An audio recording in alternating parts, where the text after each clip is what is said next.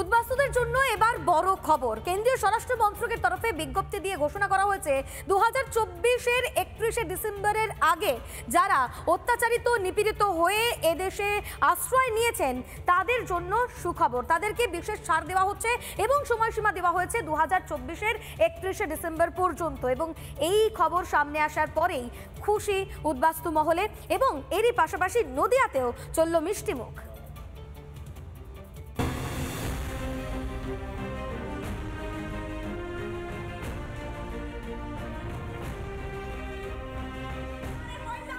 দিনের পর দিন ধরে যে মানুষগুলি নিপীড়িত নির্যাতনের শিকার হয়েছে, শিকড় ছেঁড়া সেই মানুষগুলি এবার পাবেন ঘর, পাবেন পরিচয়, সর্বোপরি নিরাপদ ঠিকানা।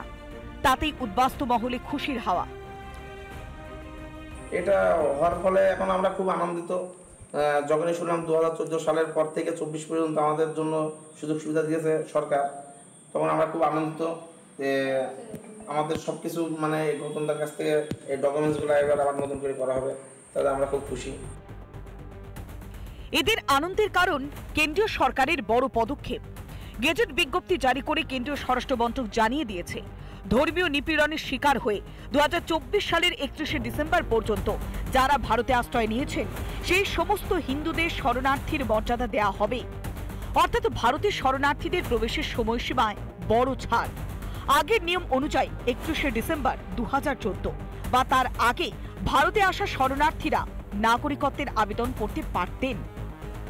2024-এ 5ই আগস্টের পরে প্রচুর হিন্দু মানুষ জামাত এবং এই রাজাকারের বাচ্চা নাতিপুতিদের জন্য এসেছে, তারা নাগরিকত্ব পেয়ে গেলেন। কেন্দ্রের এই একটা ঘোষণায় ফাঁস হয়ে গেল আরো এক মিথ্যাচার। বারবার ভয় দেখানো হয়েছে সিএএ হলে পরিচয় নিয়ে পড়বে টানাটানি, হবে অস্তিত্বের সংকট।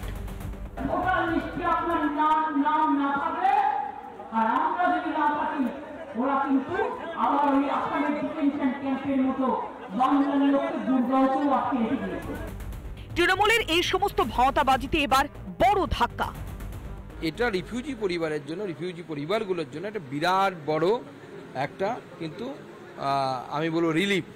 তারা রিলিফ পেলেন এবং এর ফলে তাদের সুবিধা হবে। কারণ এতদিন যারা সিএতে অ্যাপ্লিকেশন করতে পারছিলেন না, যারা 2014 সালের পরে এসেছিলেন।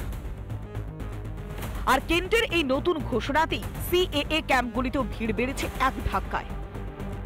যে এটা 24 সাল পর্যন্ত মাননীয় স্বরাষ্ট্র মন্ত্রী যে উনি কনসিডার করেছেন বা সময়টা বর্ধিত করেছেন, এটা শুনে আমি আজকে সকালে এখানে চলে এসেছি। কি বলবেন এই যে 14 সাল থেকে 24 সাল পর্যন্ত? অত্যন্ত বড় পাওয়া আমাদের। এক কথায় আমাদের জীবনটা এখন আমরা সামনের দিকে টেনে নিয়ে যেতে পারবো।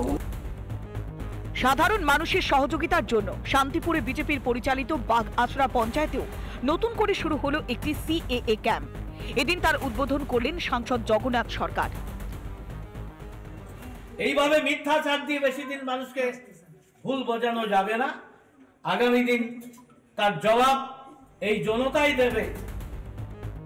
মমতার মিথ্যাচারে আরো একটা ধাক্কা। সিএএ নিয়ে ভয় দেখানোর দিন শেষ। ভোট লুঠে রাস্তা বন্ধ হচ্ছে একের পর এক। শেষের সময় শুরু।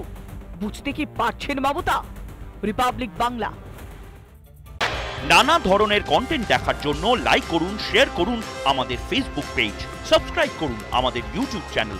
পাশাপাশি অন্যান্য ব্রেকিং নিউজের জন্য অবশ্যই চোখ রাখুন রিপাবলিক বাংলায়।